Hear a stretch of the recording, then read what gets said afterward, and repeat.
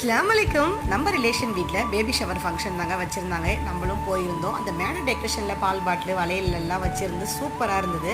அதுக்கப்புறம் எல்லா பலகாரமும் மேடையில் வைக்கிறதுக்காக ரெடி பண்ணி வச்சுருந்தாங்க. நான் மேடையில் போய் எதையுமே பிடிக்கல, இங்கே ரெடி பண்ணி வச்சுருந்தது மட்டும் தான் பிடிச்சிருந்தது. இன்னும் நிறைய பலகாரம் அட்டை பாக்ஸ்லேயே இருந்துச்சு.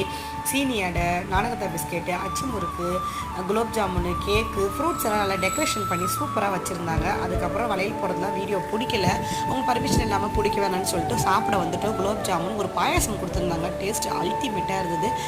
அப்புறம் நம்மளுக்கு எல்லாருக்கும் ஒரு பேக்கும் கொடுத்துருந்தாங்க. இதில் ஸ்பெஷல் என்னென்னா எல்லாருமே 65 தான் வச்சுருப்பாங்க.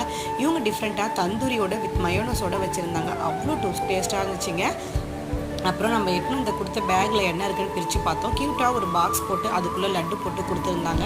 அப்புறம் குலோப் ஜாமுன், கேக்கு, கொஞ்சம் பலகாரம்லாம் வச்சுருந்தாங்க. அப்புறம் பாதுஷா உள்ள பால்கோ வச்சு கொடுத்துருந்தாங்க. டேஸ்ட்டு சூப்பராக இருந்துச்சுங்க. அப்புறம் என்ன நல்லா என்ஜாய் பண்ணிவிட்டு பேபி ஷவரை வீட்டுக்கு வந்தாச்சு.